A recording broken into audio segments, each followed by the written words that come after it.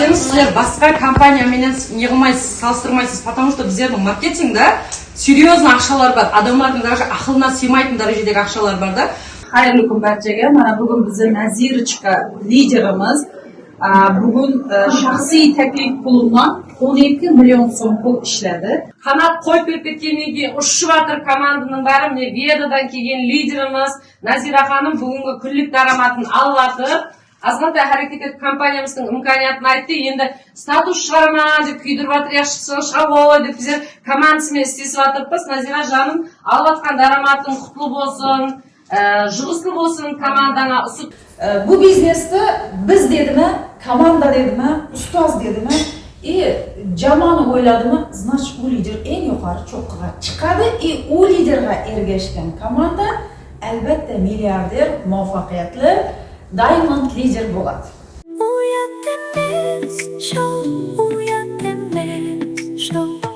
Assalomu alaykum hammaga. Mine Envar temasini qaytadan ko'tarib o'tiramiz, потому что bizga jabr chekkan odamlar o'zaro gruppa ochib, o'zaro so'rashib o'tir.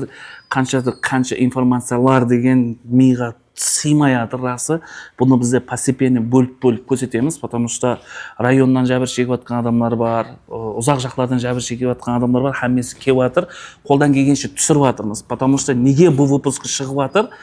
Birinchi, ikkinchi выпуск chiqqan kezinde bizlarning ustimizdan ne bir jag'i lider deyman, sonday zatlar yozgan ekan. Заявленияni o'qib ko'rsak, borib, ya anangni, ya shishengni deb so'kdi deb video заявление yozgan ekan. Qaysi betingiz bilan sizlar onda заявление yozib o'tirsiz? Mening aybim, mening anamdan ham jasi ulkan odamlar mening oldimga kelgandan keyin so'larning dardimen ko'tarib chiqqanim bor, mening aybim. Sonday. Sizlarning заявлениеңizda sizlar jag'i ichki ishlar bo'limini заблуждениеga kirgizyotsizda, ya anamdan, ya shishemdan deb so'kdi deb ne. Diski bergan, so diskida даже sizlarga da aytib berdi. O yerda birovning shaxsina qaratib hech qachon so'gilmagan videoda, prямой efirimda.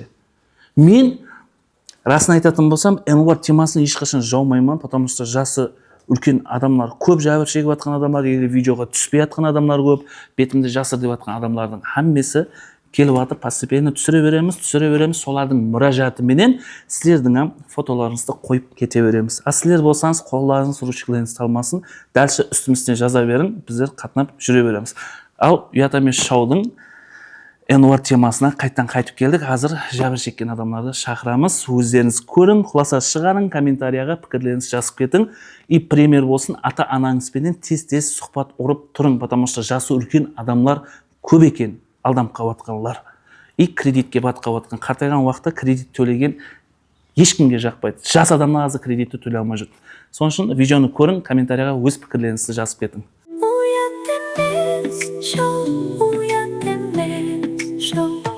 Mana Envar temasinin 3-chi sezoni deymizmi, 3-chi seriyasi deymizmi, bizning Bayo'y opamiz kelib qoldi. Голосовойlarni sezyapmiz. Rahmat. Podдержка uchun, aytayotgan, maqtayotgan uchun. Siz birinchi выпускda tushib edingiz ya bizlarda? Birinchisinde düştüm. Sodan beri ne o'zgardi? Birinchisinde düştüm. Sodan beri ne o'zgardi ashba? Esat o'zgargan yo'q. Звонить etib ham. Звонить etib, yo'q, megan qayta. Betning qalınlığı janning rahati deysiz. Endi mumkin emas, uni aytатын jeri yo'q al. Betning qalınlığı bir yerdan qalınlığını tep-tepeng ekan. Men ham buni aytib, sen mendagi ayelmen da. Kecha aytdim, jasarib ketaman deb. Bugun meni birinchi seriyada ko'rgan xonimlar bor, janoblar, men jasarib ketibman be? Endi ortda jegandan keyin 18 жасар болдым ғой. Мен қатты ашуым келіп тұрыпты. Мен бірінші Envar'ның дәрісін жегеннен кейін, Ава, міне көрмейсіз тұрсыз. Дәрісін жедім. Не деген мынау? 60 миллионға түсіп отырман. Мына Сабрина Сәрсенбаева, Дельфоз Арметуллаева, Эльмира Арметуллаева себеплі. 60 миллионға түсіп отырыппан. Мен әрбір ұялып, не дейді? Ел аралас, қой құралас деп ұялып келбедім. Ұят қалған жоқ. Ұят мынаның немес, басқа жақтың қалыңылығындай деп айтып жатырмын. Басқа жақтың қалыңылығындай екен. Бетлеріңіз, қайсы құлағыңызбен естісеңіз, сол құлағыңызбен ести қойын. Сабрина, жасың қандай, 17-ге шықпадым деп анеге сахнада чузды басыңа көтердің ғой. Енді неге келіп менің алымнан, ахуалымнан қабарамайсың? Бетсіз қыз екенсің, бетсіз. Мен барма сенің анаңнан үлкенмен білсең. Менің ізімнен осы компанияға кіргізу үшін неше айлап жүрген жоқсан ба? Ізімнен қызды ертемен деп, менің жұмысында бір қызды ертті. Осы Сабрина деген қыз, менің жұмысында Азада деген қызды ертіп кетіп, мына бір қаяқтадыр, үстіне өкісте бір жерден бытовой техникамы беретін жерден процентке ақша алып берді. сөйтіп Оғыздың үйінің іші біліп қояды бұны. Сонан кейін мен Оғыз неге түспей ақ қойсын ұятты деп мен ұялып өзімнің соның алған кредитін жаушы өзімнің күйеуімді ерттім ізіме. Қарымды ерттім.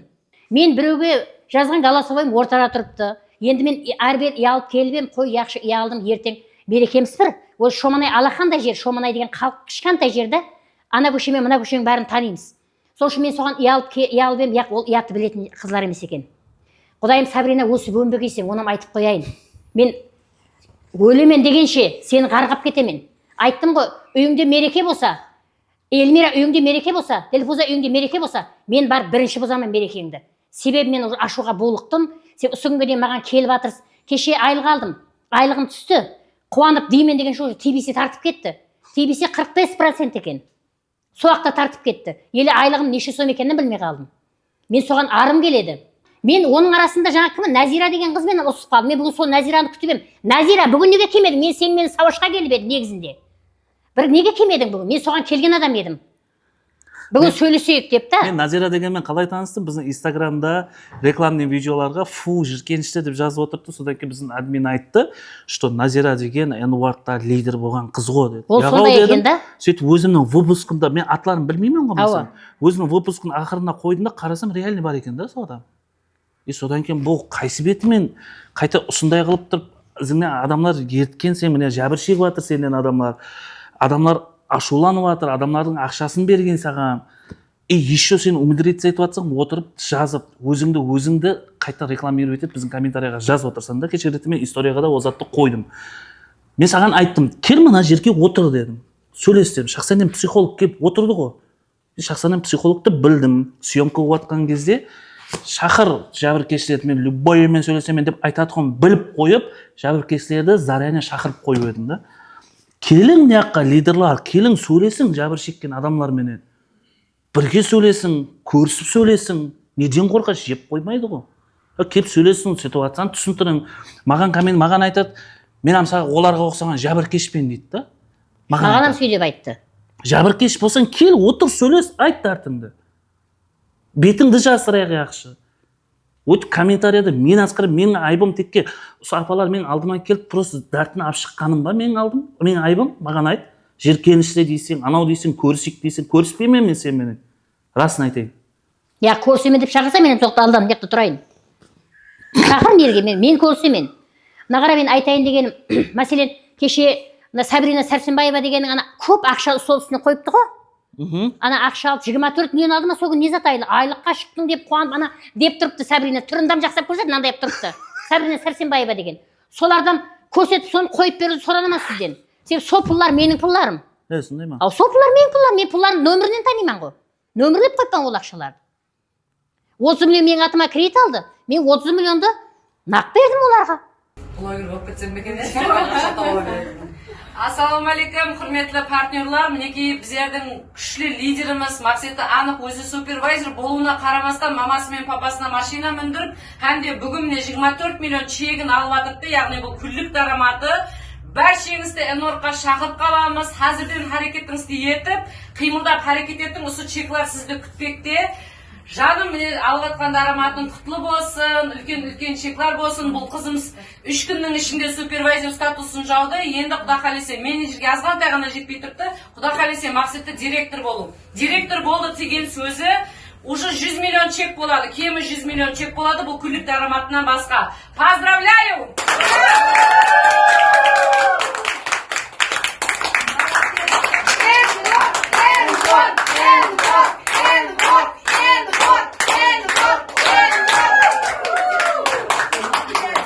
Сабрина, мен пұларын қайтарып бер. Себебі менің алған соқтағы ана бір қаяқта бір жерге апарған сол бытовой техникаға. Сояққа берген пұлларың, мендегі пұллар, сол пұлларды сен өзіңе айлық қылып шығарып алдың. Ертең 25 июль күні маған 1 жыл болады.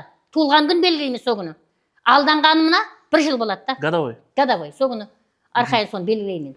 Бізде бірінші выпуск шықты сізбен, көрдіңіз, Ауа. Қайсы бетімен менің үстімнен заявление жазған екен олар? Мен сол затқа қайрамын. Енді олар бетсіз ғой. Бетсіз адамдар ғой енді. Ар жағын ойламай тұрыпты да. Мәселен маған бұнтай үйіме барып, ау мынаны апа берман кел деп шыққан жоқ. Мен мынаны сол күні көрдім, мына жігітті да. Бірінші мәрте көрдім сол күні. Бірінші съемканы көрдім. Басқа мен бұл жігітті танымаймын, даже керек десеңіз не. Қазір ертең көшеде көрсем мұны және білмей қаламан, түрін ұмытып қаламан да. Біздер бір апте қатынадық, Абдулла. Бір апте қатынадық. Мелисаханаға ма? Уау. Сөйтіп мен естім, Сабрина Сәрсенбаева жазды дегенді естім. Сөйтіп мен оның мамасына шықтырдым да, ешқандай яғау деді. Қайдам, Сабринаның шешесі Эльмира, оның сіңлісі Ділфуза. Қайсы бетіңменен жаздыңыз, қайсы бетіңізбен жаздыңыз арзаны. Бірінші маған келмейсіз бе? Ау апа, бізде сондай бол. Сілерге неге бардың бұнтайға деп келсең болады ғой. Келе алмайсың, бетің жоқ себеп сенің. Бетің кесілгір. Бұның жаңағы Сабринаның мамасы Шоманайда аптекада істейді. Аптекада істейді да. Сөйтіп 2 мәрте бардым аптекасына.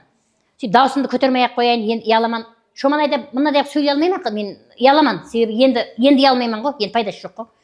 Сөйтіп ұялып, жаңағы өзімді жүда бір не қылып барып, ал енді не болып жатыр, Эльмира айтсам, қайдам деп тұрын өзі ерді маған да.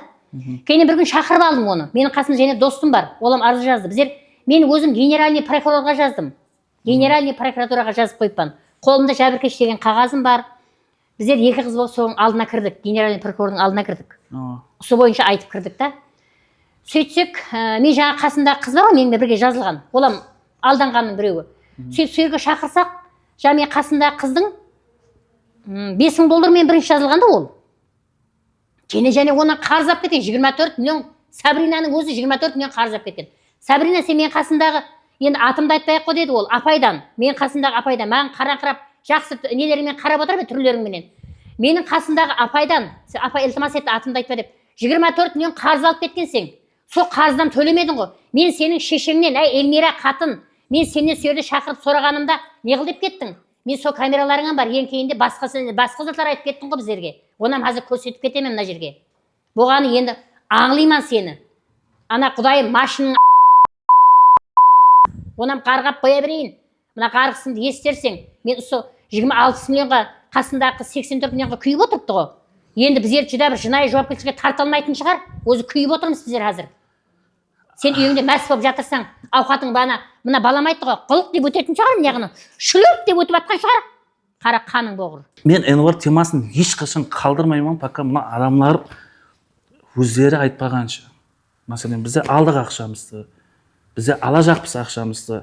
Болмаса бір тілхат жазып берін, көрсін, сөйлесін, видеоға түсіп берін, беремен сондай уақыт деп. Болмаса сілерам кредит алың, ақшасын қайтып берем. Ауа дұрыс айтады. Машинын сатсын, машинын. Бір дөңгелегін өз пәлен тұрады екен. Мәселен, любой лидер менен, мәселен, сол Энварда аты шыққан адамлар, любойыңызбен мен үстімнен заявление шыққан жазғансы, өздеріңіздің жабыр ізіңізден жаңағы нерде отырған адам айтты, астымда деп. Сол астыңыздағы адамдар менен связда болып тұрыңыз, успокоить етіп тұрың, нерві шетпесін, күйіп піспесін. Яғансы ең басыңызды ашық қылатын болсаңыз, жаңа мініп жүрген машиныңызды сатып берін, қарызы басыңыз ашылады. Кредит алып тұр, төлеп берін, бұлар кредит алды ма, сіздерім сондай қылып төлеп ақшасын орнына қойып берін, басын ашық қылып берін, не қыласыз оны ізіңізден қақсата беріп деймін да. Енді азыр сіз сол бірінші выпускіден түскен заттан бері бір не қылдыңыз ба? Связға шықты ма? Ал айтып отыр, мен черныйға тығып қойыпты олар, мен сөйлесе алмаймын олармен. Ұлыма. Жазбадым. Жазбайды. Мен айтып, ана жердің алдымнан кетаса бұрылып кетеді деп отырман ғой. Кешегі ретте группада кіммен ұрыстыңыз? Назирамен ұрыстым. Нең үстін? Назира шығар деймен сол күнгі. Менің жаңа мен қасымда және больницадан бір қыз бар еді ғой. Мен о қызға айттым да, сондай сілерден көріп жатырыпты, сен алып келген екенсің деп солар сол қыздан көрді ғой, сол ертіп келді, біз ертіп жабысты деген кейінде. Сөйтіп соны айтсам, мен сол затты айтып, сенен көріп жатырыпты. Аты Базаргүл деген қыз еді, сенен көріп жатыр соны. Ал сен бір ортаға шықсың ғой, жүр менімен бірге. Ал бірге барайық, бірге жазайық деген гәпім, соған жіберген гәпім. Қарақ, андай ортада басқа жақта шығып жүріп тұр. Енді мен оғыз жаңа қызым, Базаргүл деген қызым, жібердім жаңа ортаға. Бірақ ол өзін кіргізбейтін қылып қойып тұр. Мен ана Энварқа қарсымыз деген группамыз бар ғой. Сол группаға қоса қойынсам, еш қосылмайды. Қоспайтын қылып қойып тұр. Сөйтіп, соған жібердім. Не зат десем, ол ең кейінде мойындаған жоқ. Ал Ажба қайықтан боласыз, қалай болды, не болды, ал түсіндірің. Яқшы, мен Нүксірайында тұраман өзім, пенсиядаман. Шақсанем психологтың группасында бар едім мен. Марафонларына қатынасатын едім да, ақша төлеп. Сол қатынасып отқанда август айында осындай реклама шықты. мынандай Нью-Йоркқа қосылың, өйтің бүйтің деп группасында сонша адам бар еді, бәріне айтып шықты, қосылың соған, қосылың деп. Сөйтіп онда да сенбей жүріп ек, қойшы бұл группа жауып қалатын шығар, ондай шығар, бұндай шығар, 30 миллион ақшамыз жоқ, оған қосылатығым деп арқайын жүріп ем, растанам не. Кейін Дилпуза Рамитуллаева да реклама қылды соның группасынан шығып. Қатты сендірді, ұлуыма не, тек ақшаға батып қаласыз дегендей қылып не. Реклама қылған болса, шартнамасында реклама қылынбасын деген пункті бар ғой, экранға қойып кетеміз, бір танысып өтің. Қылынды деді, сен өзің реклама қылдың ғой деп Дилпузадан сұрасам, Дилпуза айтты, біздердің рұқсатнамамыз бар, Шахсенемнің рұқсатнамасы бар, менің рұқсатнамам бар реклама қылуға деді. Дилпуза деген? Дилпуза Рамитуллаева. Сол Шахсенем екеуі қосылып, соның группасында Шахсенемнің марафонында реклама қылды. Шахсенем жаңа психолог. Шахсенем психолог бар ғой. Соның телеграм группасында, Сол телеграм кәдімгі ақша марафон деген группалары бар. Сонша адам қатынасады оғанда. Сол адамларға реклама қылды. Сөйтіп ол Шахсенем айтты, барсаңыз менің ізімнен жазылың, Шахсенемнің адамымын деп жазылың деді.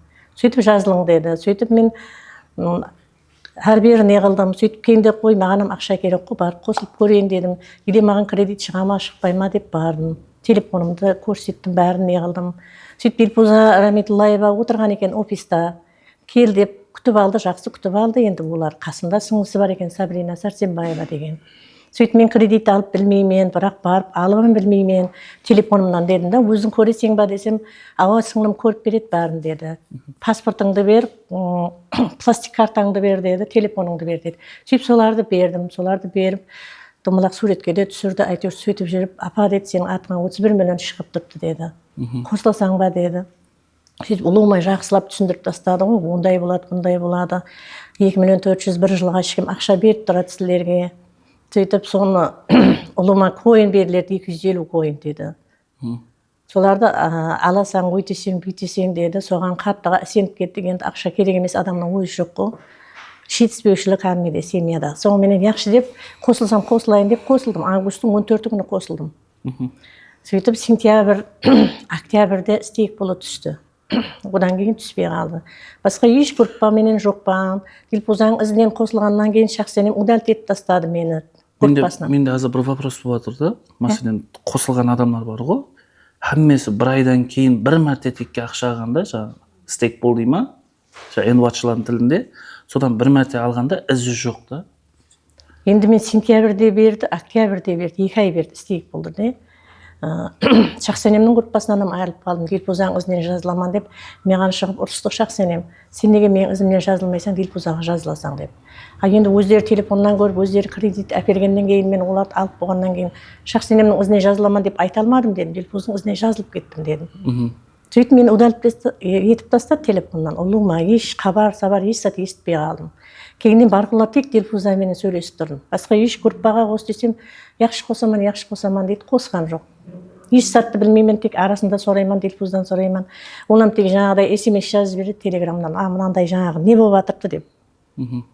Не ана бір Петх бейменен сөйлеседі ғой не Конференция. Ава, бір зат болады, соған қатынас дейді, соны тыңлайман, ал енді ашыла жақ екен, мен отырып кеше 13-ші со неде майда мен қосылдым, со Нью-Йоркқа қарсымыз деген группаға бір қыз қосып жіберді, білмеймін қаяқтан қосылған, айту соған қосылып, содан кейін барып бұларды біліп жатырман. Ол группаны мен кеше біліп жатырман, онда да бұяқ қаймет сөйлеп та, қызықтым сөйтіп. Қарасам бізде админ бар екен сол группада.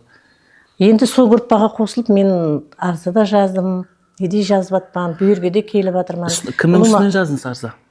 Арза кімнің үстінен жаздыңыз? Дилпуза Рамитуллаеваның үстінен. Ол менің үстінен жазып қазір. Енді ол кеше звонок етіп айтып жатырды, ертең ашылады, өйтеді, бүйтеді. 15-інде ашылады деп еді. Ава. Неге екен айтайын ба? Энворк істеп кетеді, ертең стейкларды алады деп. Біздер ол кісіге сеніп тұрыппыз. 15-іне шекем мен сенім, 15-ші майдан кейін мен сенім тоқтайды. Сіз 15-інде ашылмаса, не қылып бере аласыз десе? Команда бәрі таяр тұр стартта жазуға. Бәріміз. Тревоганың ұрасы. 15-інде ашылады деді. Біздер енді мына нені естіп жатырды, оны өзі кіріп отырған болу керек. Неге не? Нью-Йоркқа қарсымыз деген группада бар екен да, ол не. Сөйтіп мен ол маған жіберген голосовойын сол орталыққа тастадым да мен. Сөйтіп сразу маған шықты, сен неге ортаға тастап жатсаң мен голосовойымды деді. Сөйтіп Кейін кеше және сұрадым ғой одан, ашылатын болды ма, не қылды десем, группаға тастау үшін сұрап жатсаң ба менен дейді да. Яқ деді, мен өзім үшін сұрап отпан. Егер ондай болатын болғанда, сенің записыңның бәрін жіберетін едім ортаға дедім. Менің үстімнен Дильфуза Рамитуллаева ма сол жазған екен, оған қалай қарайсыз? Енді олар сезіклі секірер деп алдын ала секіріп жатқан адамдар ғой, енді расын айтқанда. Енді өздерінің айыбы болып тұрып кеше маған айтып жатыр ғой, мен дейді компанияға $25,000 ақша өткеріп қойыппан дейді. Мен зажылап отпан, сен құсап дейді. Сен қалай зажылайсың? Шекпетлерін сұрадыңыз ба? Сен қалай зажылайсың дедім, астыңда машиның бар, һәм менің ақшалары өткен жоқ па десем, компанияға өткеріп отыр. Біздердің қолымызға бір тиын ақша өткен жоқ деді. Адамдардың ақшасы. Енді сондай дәрежеге келдік растанам. Ешкімге сенбейтінен болдық растанам. Енді тек жаңағы ілтимасымыз жоғарыдағылардан кредитлерімізден құтқарып берсе осы ақшаларды. Сол менің айтатын қапым сол, бұяқ қалай кредит алып тұр, Энвортқа мәселен кредит паспортын алған, сіздің? Паспортын алғансыз, телефонын, пластигін алып, өздеріңіз кредит алып бергенсіз да, қолына сілер бар ғой. И сөйтіп Энвортқа тіккенсіз типа ақшасын. Енді сілер өзіңіздің атыңызға кредит алың, жаңағы басқа зат қылың, ақша тауып ақшасын қойып беріп, жасы үлкен адамдарды 59 жасқа келіп тұрып бүйтіп зар жылатпан шеш. Яқты адамдар деген уже көзіне қан қайылып жатыр, эмоциясын ұстай алмай жатыр. Мен апаның сөйлегендерін көп жерін кесіп тастаймын. Егер қалимын десеңіз, мен сол видеоны қойып беремін без монтаж. Жүрегіңіз ауырып қалады. Просто мен бұл апа эмоцияда сөйлеген үшін, бұяқтың қорғау үшін бұл жаңағы лишний сөздерін кесіп тастадық. Расы. Адамларды қақсата бермеңшеш, не қыласыз? Зачем? Қарақалпақстан өзі кішкентай жер, бір нөкісте жасайсыз, ертең көз көретін адамдарсыз. Болды, Ажба, сізді тыңладық. Сіздің айтқан адамдарыңыздың түрін көрсетеміз. Көрсін адамдар. Өзіңіз соны сұрап қалдыңыз.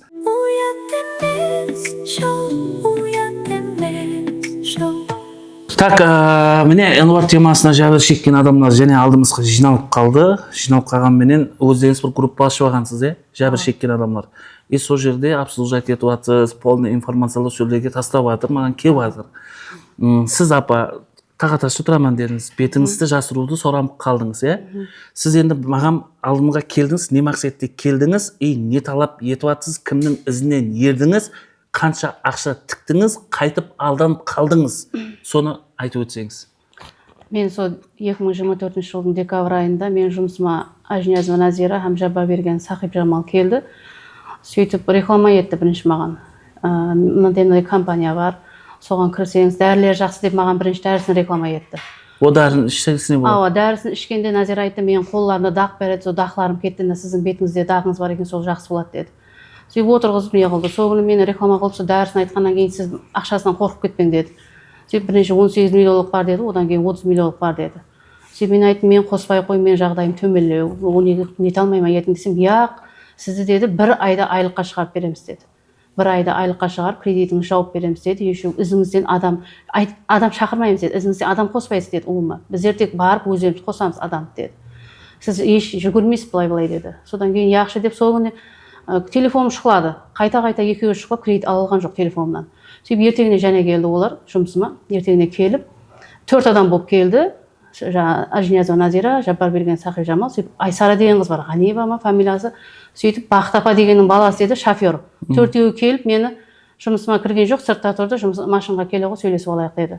Сөйтіп шақырып, мені машина мінгізіп, сол жерде телефоным қайттан жаңа несін айтты ғой, біздер қосылдық мынандай ақшаға, еш күйінбейсіз.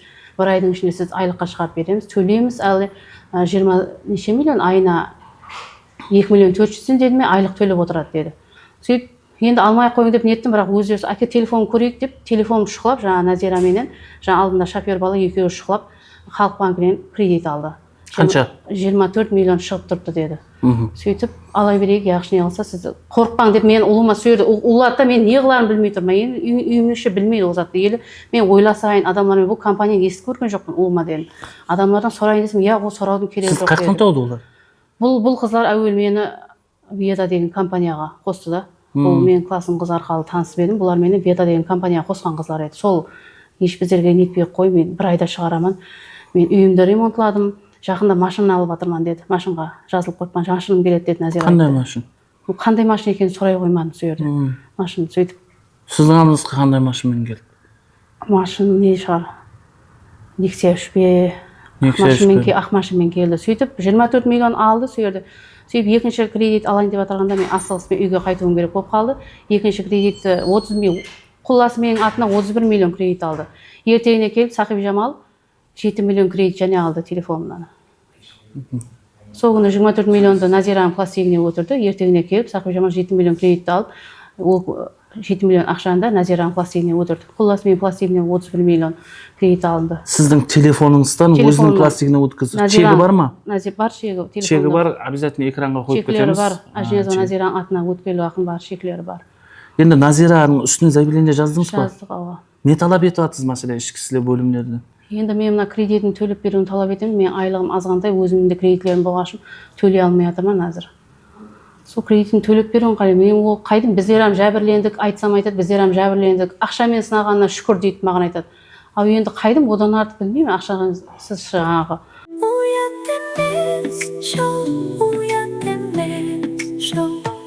Ал сіз қаяқтан боласыз? Мен Шымбай районынан келдім. Шымбай районынан боласыз. Кімнен жәбір шектіңіз?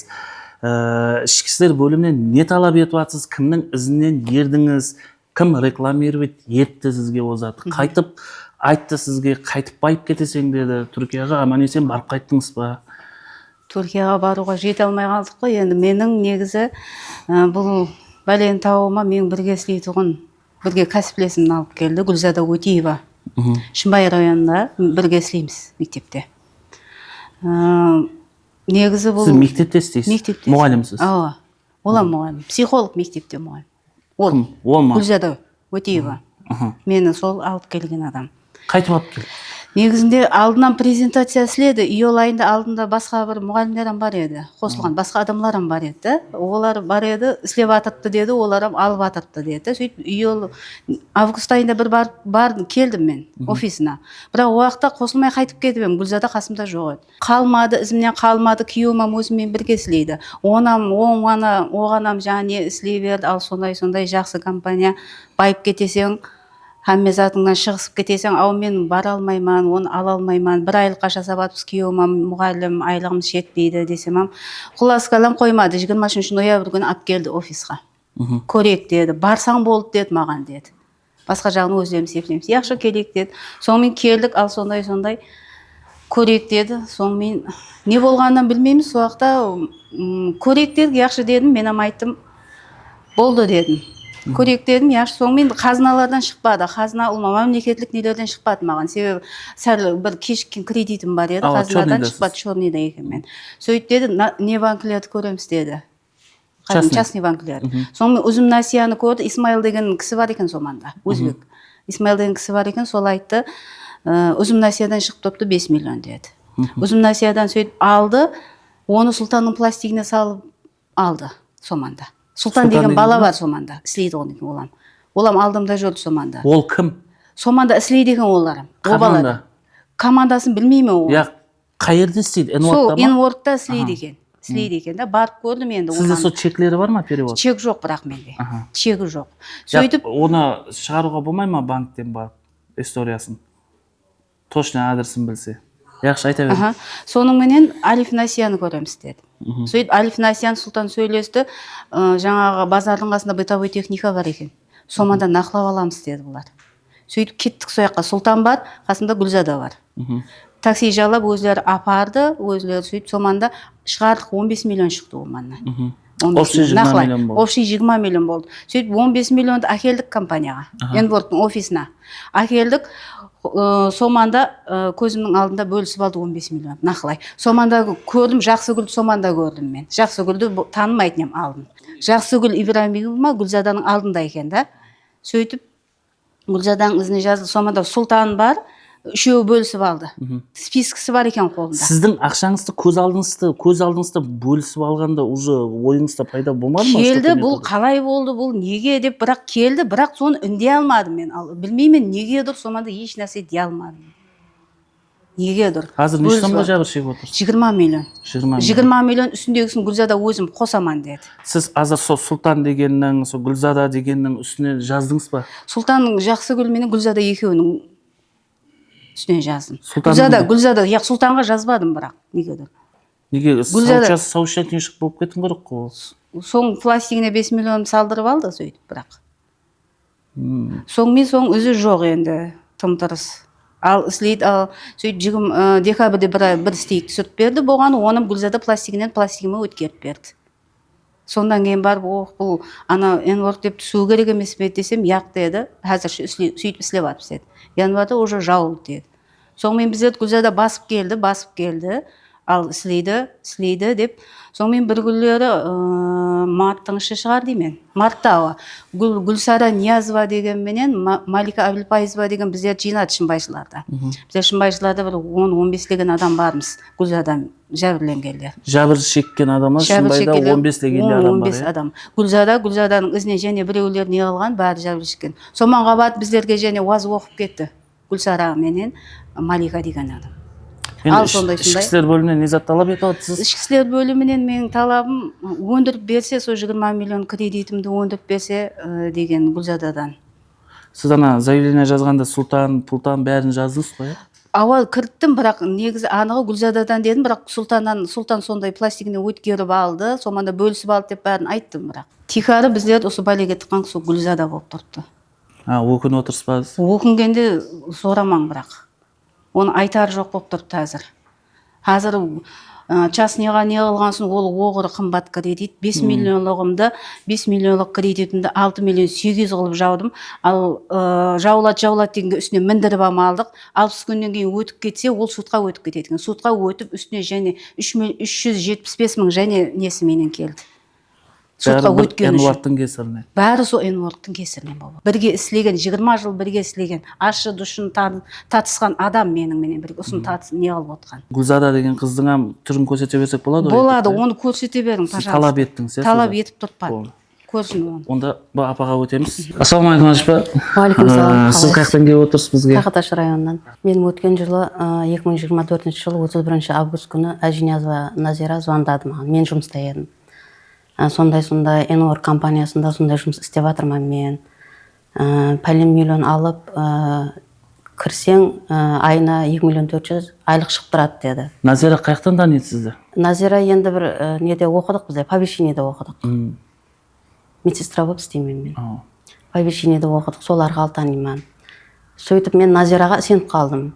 Енді ол оқығанда бір ай оқисаң, енді ішкі дүниясын білмейсің ғой қандай екен, уақытша бір айлық. Енді сендім, сөйтіп сенгеннен кейін енді үйшілік, үйге керек, бала-шаға бар, балаларымыз үлкен, қосымша дарамат керек. Сөйтіп қызықтым мен. Сөйтіп неше сом алу керек, неше сом керек, 30 миллион аласың деді. Ой, Назира, мен 30 миллион ақшам жоқ дедім. Кредит ал деді. Сөйтіп кредит алсаң деді, сразу жауасаң деді. Мен кредит алып кірдім, жауып тастадым деді. 6 миллионнан ақша алдым, екі қолымнан ізімнен адам тіркедім деді. Сөйтіп 12 миллион, 21 миллион ақша алып, сөйтіп жауып тастадым сразу деді. Сөйтіп, яқшы көрек ойланып дедім. Сөйтіп, оның менен жаңа тыңламай қайта звонок етті. Сөйтіп, бесілердің уақытында жұмыстан шықтым мен. Сөйтіп, Назира шықты маған. Не қылдыңыз, болың тез болың, яқшы аз мен банкіге баратпан дедім. Алайын яқшы дедім. Көрек қанеке іслеп дедім. Сөйтіп, Халық банкіге бардым. Сөйтіп, Халық банкіге барып, 30 миллион кредит сұрадым онлайн. Сөйтіп, 30 миллион кредит берілмейді, алдында төлем бар деді. 565 мың төлейсің деді. Ал мен 565 мың сом ақшам жоқ дедім. Сөйтіп, Назираға шықтым, сондай кредит бермейді екен. Мен сондай пұлым жоқ дедім деді. Сөйтіп, мен алмаймын, керек емес десем, тоқтап тұр, Жұмагүл апа, мен пластигінге аз ақша тастаймын. Соны төлең деді. Сөйтіп, яқшы таста дедім. Сөйтіп, 565 мыңды тастады. Сөйтіп, ол айтты, Назира 31 миллион қылып аласың деді. Сөйтіп, ана ақшаны маған обратын тастайсың деді. Сөйтіп, сол 31 миллионды алдым да, сөйтіп, алған ақшамды 565-ті кімге тастадым Назираға. Сөйтіп, 30 миллион ақшаны пластикқа салып, сөйтіп, Назира айтты, сен офисқа кел деді, біздер бармыз деді. Сөйтіп, сол кезде яқшы дедім, сол 6-лардың кезінде Нүкіске офисқа кеттім. Сөйтіп, офисына барсам бәрі бар екен. Сөйтіп, Назира жетелеп апарып, жаңағы каландар ба, маблюда ма, матлюба ма деген қызға пластигіне өткізді, жаңағы пұлды, 30 миллион ақшаны. Сізде чегі бар ма? Яқ, чек естат алмадым. енді банкіден алуға болады сұрасаң. Банкіден алуға болады. Ау. Сөйтіп Анық былай ішкі істер суд болып жатса, банкіден оны ала аласыз, Аламын, чистосын білесіз, главное. білемен ау. Сөйтіп ол себебі айтты, ертеңгі өтіп кетсе деді, сен майда пакетикке қалып қоясаң деді да. Майда пакетикке қалсаң, саған не берілмей қалады деді, көйін. Сөйтіп, яқшы деп, сразу алғаным сол еді мен.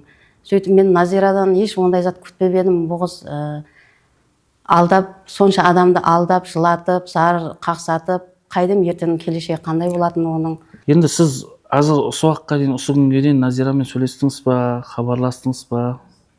Осы күнге шекем енді кеше январдан кейін сөйлеспей қалдық. Не деп жатыр ғой енді азыр сізге? Енді жаңағыдай 15-ін күтесің, 25-ін күтесің, біздерді жәбірлендік, мен де жазып атпан дейді. Назира дедім, сен дедім, мен басқадан естіп тұрпан, сен неге айтпайсың, сен мысал үшін директор болған екенсің, бола ғой, ізіңде неше адам бар естіп атпан, 30-40 адам бар екен ғой сенің да ізіңнен. Сен бір коллектив есабы, сен директор болып басқарып отырсың ғой дедім соны. Сол ізіңдегі адамларға неге айтпайсың дедім. Энвор компаниясы тоқтатылып қалды, Қытай сабыр еттің қызлар, біздер мияқтан жазамыз, қол қоясыз, көплеп көмеклеп біздер сіздерден тартайық, не қыламыз, көмеклесеміз бәріміз деп неге айтпайсың дедім.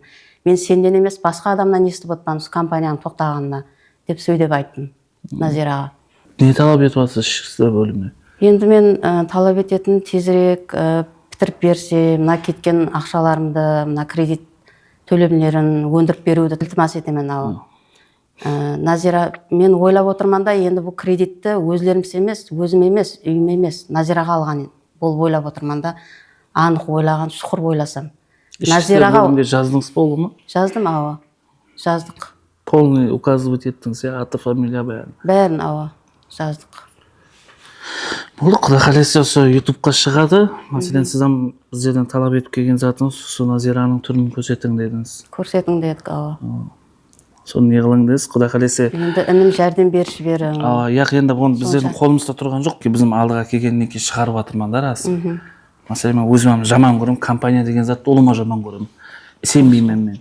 Мақсулатлар бар деді, соны сатасаң деді, сөйтіп ана алған ақшаның үстін толтырасаң деді, құтылып кетесің деді тез. Қой, араласпа дейтін адам болмады ма? Енді күйеуім қарсы болды. Енді оны өзімнен болып тұр, енді өзіме қайдым енді. Алдандық қой. Енді осындай затқа араласасыз ба? Мәселен, қазір сізді көріп отырған қанша адамдар бар ғой. Соларға бір нәрсе айтып кетің, ашпа, кредитке батып қалатсыз, құрып отырмай. Бір пайда көрмедіңіз, мәселен, айтқан қанша бір обещать еткен болса, бір обещаниясында тұрмаған. Мен түсінігім бойынша тур ма? Енді мына халқыма айтатыным, мына келіп сіздерді мынандай қылып презентация, мынандай неде дарамат шығады, мынандай компанияда жұмыс бар деп айтса, еш уақытта да сенбең, кірмең, кредит алмаң. Әзір алдаушылар көп екен. Алданып қалмаң. Халқыма айтатыным сол. Алданып қалмаң, қазіргі адамдарды өзі сондай, өзі кредитке машина алады, қымбат машина. Сөйтіп мен машина алып жүріппен, аппақ киім киіп жүріппен, таза болып жүріппен, влажный салфеткеге сыпырып жүріппен деп айтады. Бірақ кейіне қарағанда осындай болып, аққуайы ақ көкірек адамдар жәбір шегіп қала береді. Болды, ашпа, онда жаңа сіздің сұрақтарыңыздың бәрін шығарамыз. Жаңа Назираның түрін сұрадыңыз, шығаруды, онам шығарамыз. Құда қаласа кейінгі жәбіркештерді шақырып қаламыз.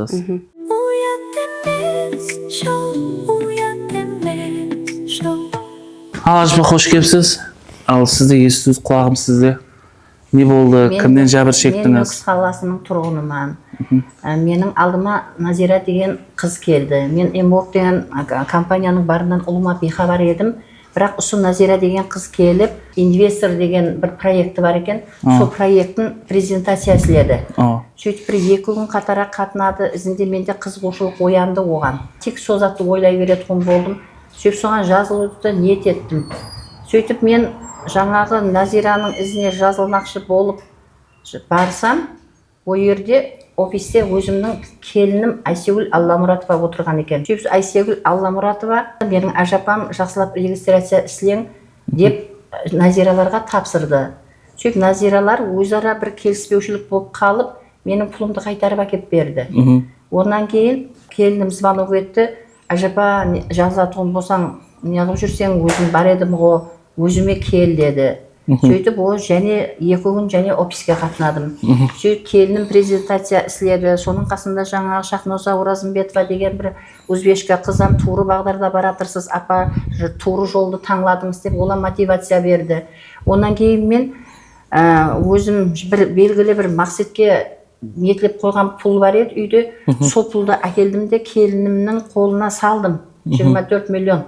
Маған айтты 30 миллион деп әкеме қой, 6 миллион керек емес бір нәрсе деп айтады екен өздерінің тілінде.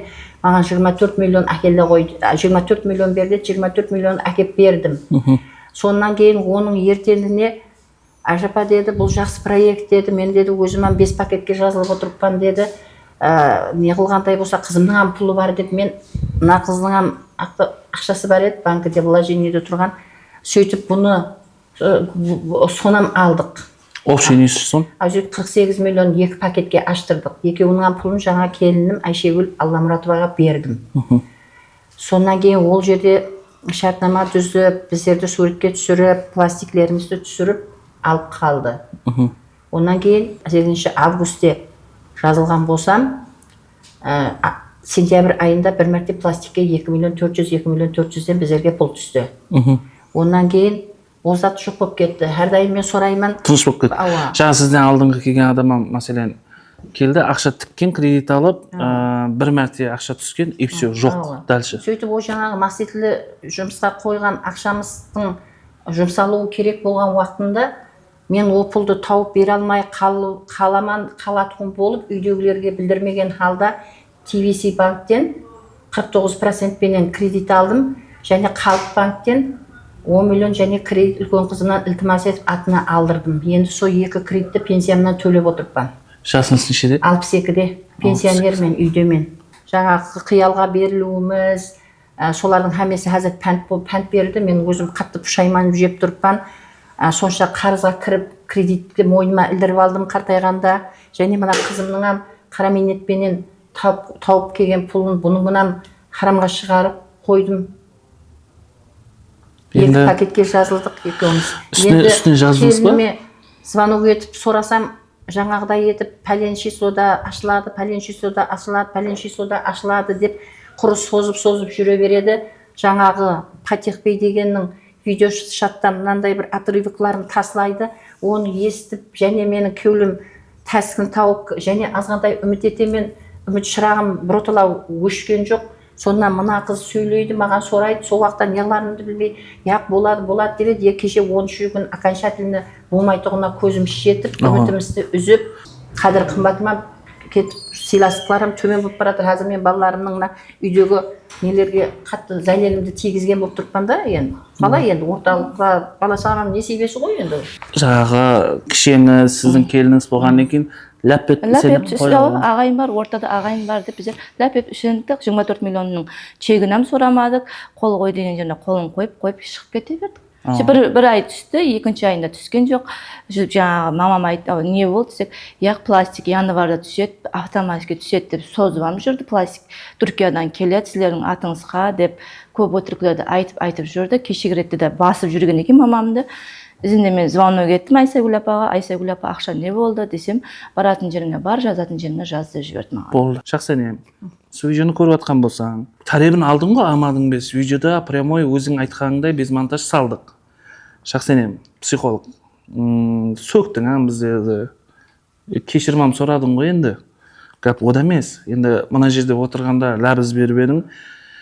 15 числода N-word ашылмаса, тревоганы ұрамыз, біздер сілер тарепке өтеміз. Яғни, жәбір шеккен адамлардың ізіне біздер қасына қосыламыз, біргелікте N-wordқа қарсы шығамыз деген гәплерің бар еді. Енді бір вопрос, просто менің личный мнением, жақсанем, елесем Патих тареп десем ба, я мына жәбір шеккен жасы үлкен адамlar тареп десем ба. Бір сенен ответ күтеміз. Кешетті мен история қойып едім, алып таста. Ташкентке бір нәрсе мен сауатым жоқ, рас түсінбедім жазғаныңды, рас. Сауатым гөр сауат па мен сөйлеп білемін текке, көшеде көрген тәрбиям. Соның үшін шақсайын бір ответ күтейік.